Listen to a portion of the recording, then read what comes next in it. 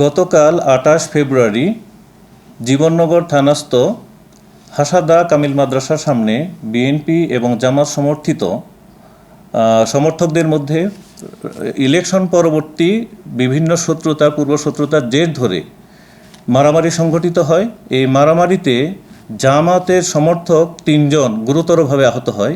আহত অবস্থায় তাদেরকে প্রাথমিকভাবে জীবননগর উপজেলা স্বাস্থ্য কমপ্লেক্সে নেওয়া হয়, কিন্তু তাদের মধ্যে 2 জনের অবস্থা গুরুতর হলে তাদেরকে প্রথমত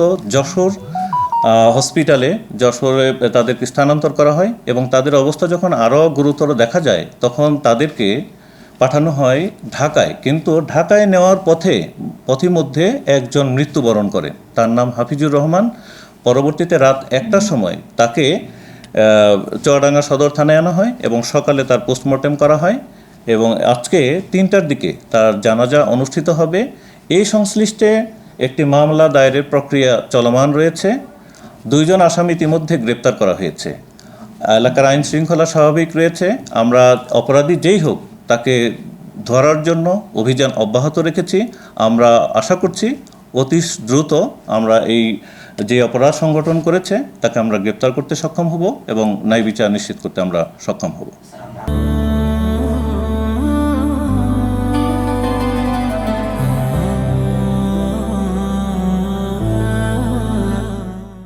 গতকাল আনুমানিক 8:30টার সময় হাসাদা বাজারে, অর্থাৎ আমাদের দলীয় যে কার্যালয় আছে এই কার্যালয়ের সামনে আমাদের ভাইরা অবস্থান করছিল। এমন সময় বিএনপি এবং কিছু সন্ত্রাসী মানুষজন 20-25টা মোটরসাইকেলে চড়ে এসে তাদের গালাগালি করে এবং এক পর্যায়ে এসে দেশীয় অস্ত্র, হাতুড়ি এবং রড, হকি স্টিক দিয়ে এলোপাতাড়িভাবে কোপাতে থাকে, মারতে থাকে। তারই প্রেক্ষিতে মোহাম্মদ হাফিজুর রহমান মারাত্মকভাবে জখম হয়, মোহাম্মদ মফিজুর রহমান মারাত্মকভাবে জখম হয়, মোহাম্মদ মাহফুজুর রহমান মারাত্মকভাবে জখম হয়, মোহাম্মদ খায়রুল ইসলাম মারাত্মকভাবে জখম হয়। তাদের জখমের অবস্থাটা এতটাই ভয়াবহ ছিল যে জীবননগর হসপিটাল থেকে দ্রুততম সময়ের মধ্যে যশোরে রেফার করে এবং যশোরের ডাক্তাররা দেখেও তাদেরকে আবার ঢাকায় রেফার করে। দুঃখজনক হলো সে ঢাকায় যাওয়ার পথে হাফিজুর রহমান এই পৃথিবীর মায়া ত্যাগ করে পরপারে পাড়ি জমান। আমরা হাফিজুর রহমানের কফিনটা নিয়ে চুয়াডাঙ্গা হসপিটালে আসি, শ্রোথাল করেছি, পোস্টমর্টম চলছে।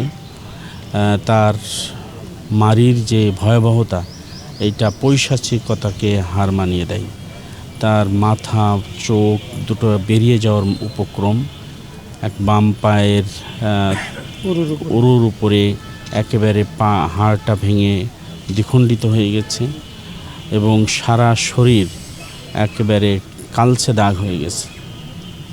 তার চোখ, তার মাথায় বিভিন্ন জায়গায় এত পরিমাণ আঘাত করেছে যেটা বর্ণনার মতো নয়।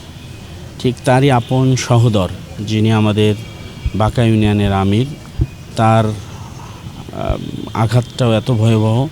আমরা রাত্রে বিভিন্ন হসপিটালের ডাক্তারদের পরামর্শে আইসিইউ খুঁজেছি, আইসিইউ না পেয়ে পরে বাধ্য হয়ে অরোরা হসপিটালের একটি বেড আমরা খুব কষ্ট করে পাই এবং সেখানে সে এখন আনকনশাস অবস্থায় আছে।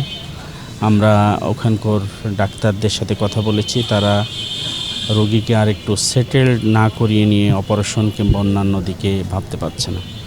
এখনও রোগীর অবস্থা আশঙ্কাযুক্ত, এখনও ক্রিটিক্যাল সিচুয়েশন পার করতে পারেনি। আমরা জানি না কী হবে। আমরা মহান রবের কাছে তার হায়াত বৃদ্ধি হোক এটা কামনা করি।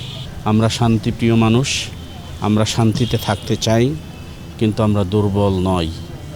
আমরা আমাদের সহ্য সীমা পার হয়ে যাবে এটা আমরা কোনো অবস্থায় বরদাস্ত করব না।